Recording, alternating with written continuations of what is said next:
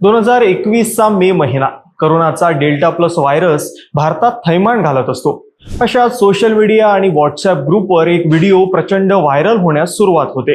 नाशिकच्या वॉकहार्ट रुग्णालय प्रशासनाला एक सळपातळ व्यक्ती ओरडून ओरडून आमचे पैसे द्या नाहीतर मी कपडे काढेन असं म्हणत असतो, पण प्रशासनावर काही फरक पडत नाही। त्यामुळे संबंधित व्यक्ती हळूहळू आपले कपडे काढण्यास सुरुवात करतो। त्याच्यासोबत आणखी एक व्यक्ती असतो। हा व्यक्ती त्यालाही काढ रे कपडे म्हणत नग्न होण्यास सांगतो आणि फक्त अंडरवेअरवर रुग्णालय प्रशासनाच्या केबिन बाहेर ठिय्या देतो। तसंच तुम्ही पैसे देत नसाल तर मी अंडरवेअर पण काढू का अशी धमकी सुद्धा देतो। शेवटी रुग्णालय प्रशासन झुकतं आणि त्या व्यक्तीचे पैसे देण्यास तयार होतं। तो म्हणतो, माझ्या शरीरावर नका जाऊ, मी चांगल्यांना घाम फोडण्याची ताकद ठेवतो। आता तुम्हाला प्रश्न पडला असेल की हा व्यक्ती कोण, तर त्याचं नाव म्हणजे जितेंद्र नरेश भावे। पण जितेंद्र भावे आहेत कोण? नेते, अधिकारी आणि पोलीस त्यांना का घाबरतात? चला पाहूयात। नमस्कार, मी प्रथमेश धोटे आणि तुम्ही पाहतात महाराष्ट्र भूमी। सर्वात अगोदर तर जितेंद्र भावे यांची थोडक्यात पार्श्वभूमी जाणून घेऊयात। तर नाशिक जिल्ह्यातून येणाऱ्या जितेंद्र नरेश भावे यांचा जन्म 21 जून 1969 रोजी झाला होता। त्यांना नाशिकच्या BYK महाविद्यालयातून B.Com पूर्ण केलं आणि ते सामाजिक चळवळीकडे वळाले। सुरुवातीपासून सामाजिक कार्यात सक्रिय असणाऱ्या भावेंनी अण्णा आंदोलनात सुद्धा सहभाग घेतला होता। तर त्यानंतर जेव्हा अरविंद केजरीवालांनी आम आदमी पक्षाची स्थापना केली तेव्हा तेही केजरीवालांसोबत जोडले गेले। पुढे त्यांच्याकडे आप पक्षाचं प्रवक्तेपद सुद्धा आलं।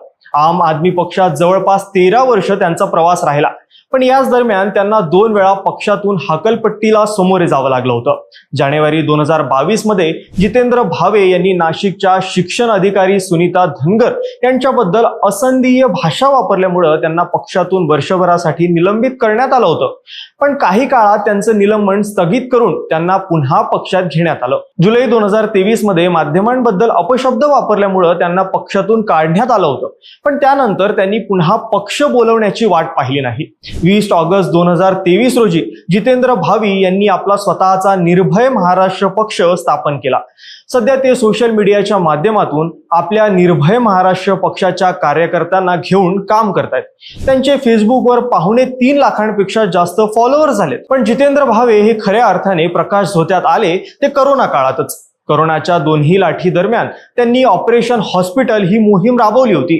या मोहिमेत त्यांनी गोरगरिबांना मदत करणं, एखाद्या रुग्णालयाकडून रुग्णालय जास्त पैसे घेत असेल तर त्याला न्याय मिळवून देणं किंवा मृतदेह देण्यासाठी रुग्णालयातून पैशाची मागणी होत असेल तर त्या ठिकाणी भावे हे गांधीगिरी स्टाईलने आंदोलन करायचे आणि लोकांचे प्रश्न सोडवायचे। सुरुवातीला आम्ही तुम्हाला जो प्रसंग सांगितला हा ऑपरेशन हॉस्पिटलचाच एक भाग होता।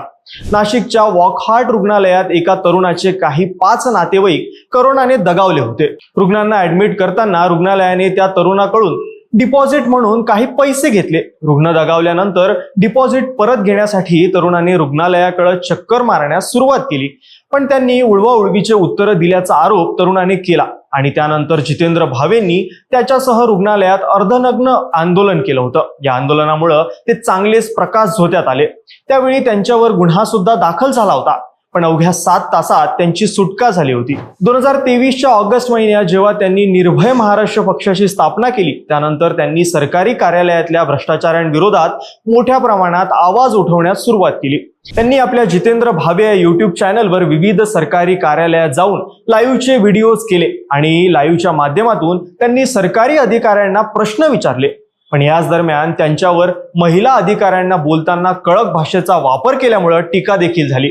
त्यावर त्यांनी एका पॉडकास्टमध्ये बोलताना म्हटलं की जर महिला अधिकाऱ्यांचा पगार पुरुष अधिकाऱ्यांच्या बरोबरीत असेल तर दोघांनाही जाब विचारण्याची पद्धत सुद्धा सारखीच असली पाहिजे, असं त्यांचं म्हणणं होतं। भावेंनी नुकतंच मार्च 2025 मध्ये पुण्याच्या RTO कार्यालयाबाहेर HSRP नंबर प्लेटच्या अनिवार्यतेविरोधात आंदोलन केलं होतं। त्यांचं म्हणणं होतं की सरकारच्या या निर्णयामुळे सामान्य नागरिकांवर आर्थिक भार पडतोय। त्यांच्या या आंदोलनाला सुद्धा मोठा पाठिंबा मिळाला होता। जितेंद्र भावे विरोधात खंडणीचा सुद्धा गुन्हा दाखल झालाय। नाशिकच्या लेलँड शोरूम मध्ये भावे आणि त्यांच्या सहकाऱ्यांनी फेसबुक लाईव्ह करत गोंधळ घातला होता। त्यांचा आरोप होता की शोरूम मालकाकडून ग्राहकांची फसवणूक करण्यात येते। तर शोरूम मालकाने इंदिरानगर पोलिसांना दिलेल्या फिर्यादीत म्हटलं होतं की भावे आणि त्यांच्या कार्यकर्त्यांनी आपल्याकडे खंडणीची मागणी केली आहे। वर्तमानात सुद्धा जितेंद्र भावे यांचं काम सुरूच आहे. सरकारी कार्यालयात काळी टोपी घातलेला एखादा व्यक्ती घुसला तर अधिकाऱ्यांना घाम फुटतो. भावेंचा भ्रष्टाचाराविरोधातला लढा हा सुरूच आहे. ते युट्यूब, फेसबुक आणि इंस्टाग्रामच्या माध्यमातून जनतेला जागरूक करतच आहेत. गब्बर इज बॅक या चित्रपटात जसं अक्षय कुमारने भ्रष्टाचारांविरोधात आवाज उठवला होता, तसंच भावे सुद्धा करतायत. फक्त गब्बरचा मार्ग हा हिंसेचा होता आणि भावेंचा अहिंसेचा. धन्यवाद.